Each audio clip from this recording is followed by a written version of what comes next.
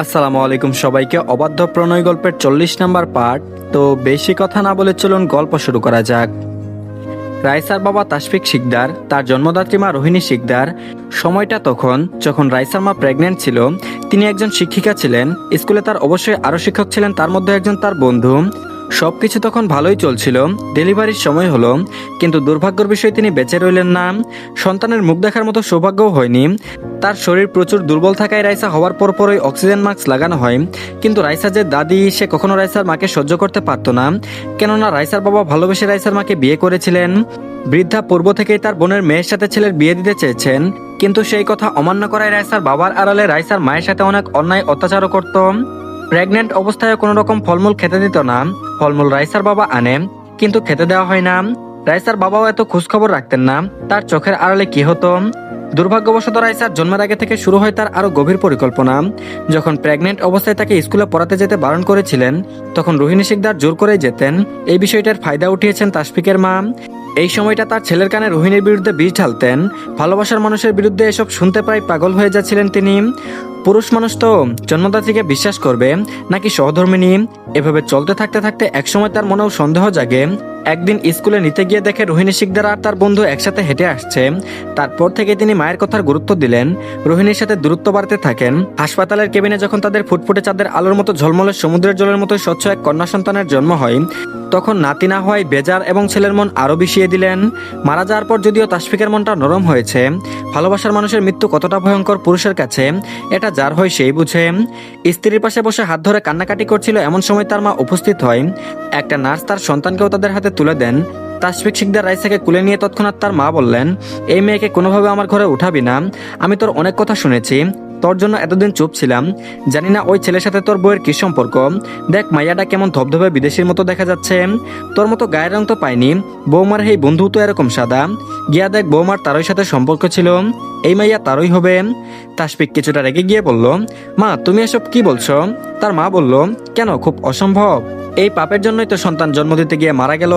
নিজের এই মাইয়াকেও এক নজর দেখে যেতে পারলো না। মা তুমি এসব কি কথা বলছো? আমার রোহিণী এমন হতে পারে না, আমি তাকে বিশ্বাস করি। বৃদ্ধা বললেন, তোর বিশ্বাসের এই মর্যাদা দিল? দেখলি তো, তুই এক কাজ কর, এই মাইয়াডারে কোথাও ফেলে দে। আমার মনে হয় এই তোর বউয়ের জীবন খেয়েছে, এর কারণে রোহিণী মারা গেছে। এ হলো সর্বনাশ, দুনিয়াতে এসে প্রথমে তার মাকে খেয়েছে। রাক্ষসী মেয়ে বাবা, এরকমই হয়। আমি শুনেছি এ দেখবি আমাদের সংসারে শুধু অমঙ্গল আর অমঙ্গল বয়ে আনবে। আমার কথা শুন, তোর বউ কত ভালো, সেই মেয়ে পর্যন্ত মারা গেল একটা বাচ্চা জন্ম দিতে গিয়ে। বুঝ এবার। এরকম আরো ঘন্টাখানেক মায়ের আজগুবি কথা শুনে মায়ের জোরাজুরিতে আর এসব অন্ধবিশ্বাসে কান দিল। বলা যায় মানুষ ভেতর থেকে দুর্বল হলে সেই সময় বাইরে থেকে তাকে অনেক কাজ করিয়ে নেওয়া যায়, তখন মানুষের হিতাহিত জ্ঞান শূন্য হয়ে যায়। মায়ের কথাগুলো বেশ কাজে লাগলো।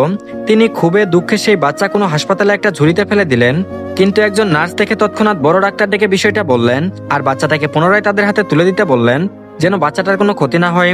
যদি এমন হয় যে বাচ্চাটাকে আর না পাওয়া যায়, তাহলে তাদের উপর মামলা করা হবে। ঠিক এই কথা তখন শরীরে আরো জ্বালা তুলে দিল। মায়ের কথা বিশ্বাস করতে চাচ্ছিলেন না, কিন্তু এটাই তার মুখ্যম মনে হলো। এই যে মামলা, থানা পুলিশের ডর দেখলো, এসব তো ওই বাচ্চাটার জন্যই। এবার বুঝ আমি কি মিথ্যে বলছি। এই কারণে মনে হলো যেন বাচ্চাটার গলা টিপে মেরে ফেলা হয়। কিন্তু বৃদ্ধা বুদ্ধিমত্তার সাথে হাসপাতাল থেকে বাড়ি চলে আসলেন। বৃদ্ধা বলল, বুড়ো বয়সে আমাকে বাচ্চা মানুষ করতে হবে?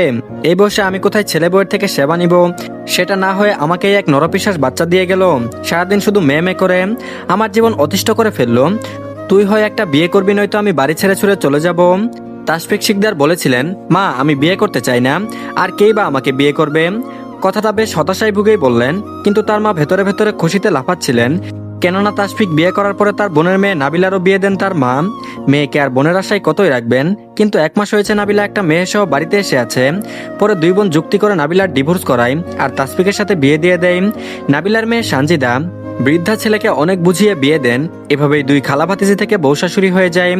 দুজন মিলে রাইসা একটু বড় হয়ে যাওয়ার পরে অত্যাচার চালায়। সবে বাচ্চা ছিল, 5 বছর বয়স থেকে থালাবাটি পরিষ্কার করতে হতো এক মুঠো ভাতের জন্য। তাদের অনেক ছাগল ছিল, সেখানে কিনা দিন দিন বিনা পয়সায় রাইসা হয়েছিল রাখাল। আর একটু বড় হতে রান্নার কাজেও নিযুক্ত হয়। একবার তো রান্না করতে গিয়ে ভাত ফেলে দেওয়ার কারণে চুলা থেকে জ্বলন্ত লাকড়ি তার পিছনে ছেঁকা দেয়। কত কান্না করেছিল, কিন্তু আমার মা এতটাই জঘন্য ছিল যে একটু দয়া পর্যন্ত হয়নি। মেয়ের মতো আরেক মেয়েকে দেখলেও তো এগিয়ে আদর করতে ইচ্ছে করে, তাহলে সে কেন এমন ছিল?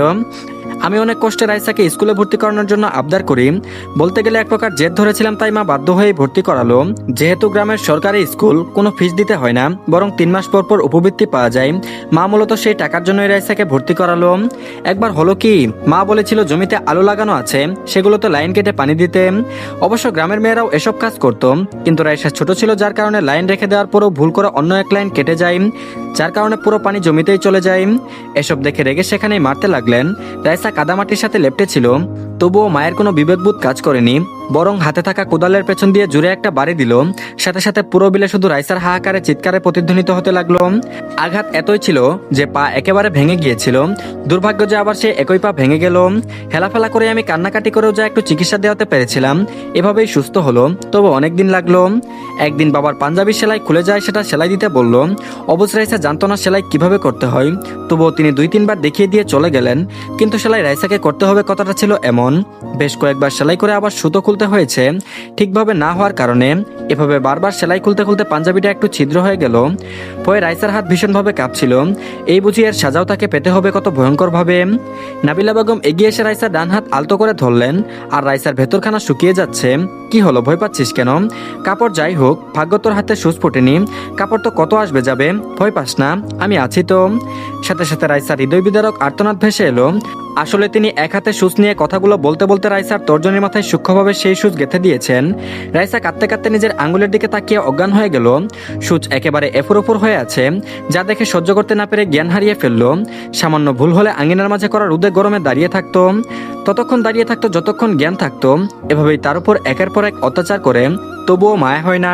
মুখটা দেখলেই তো মায়ায় জড়িয়ে পড়বে, তাহলে কি ওদের ভেতরে সামান্য হৃদয়টুকুও নেই? একদিন রাতের বেলা কঠিন বজ্রপাতের মাঝেও আঙ্গিনায় দাঁড় করিয়ে রেখেছিল। এরপর থেকে আকাশ মেঘলা হলেও তার ভেতরে সেই ভয় জেগে ওঠে, আর ভয়ে এক কোণে লুকিয়ে পড়ে। একবার ছাগল চড়াতে যাবে না বলেছিল, তৎক্ষণাৎ মারতে মারতে মাটিতে লুটিয়ে পড়ল। তবুও পিঠে পেটে অনবরত লাথি মেরেছিল। এরপরও থেমে থাকেনি তাদের অত্যাচার, বরং রাইসা যত বড় হতে লাগলো, ততই যেন তাদের নিষ্ঠুরতা বাড়তে লাগলো। একবার শীতের সকালে সবাই ঘুমিয়েছিল, কুয়াশায় পুরো উঠান ঢেকে গেছে। এমন সময় নাবিলা বেগম এসে ঘুমন্ত রাইসার গায়ে পাতলা চাদর টেনে নিয়ে বলেছিল, এত আরাম কিসের, তোর আবার শীত লাগে নাকি? রাইসা কাঁপতে কাঁপতে উঠেছিল, ঠোঁট নীলচে হয়ে যাচ্ছিল। তবুও তাকে ভোরবেলায় পুকুর ঘাটে পাঠানো হয় বাসন মাজতে। বরফ শীতল পানিতে ছোট ছোট আঙুল ডুবিয়ে সে কাঁপতে কাঁপতে বাসন মেজেছিল।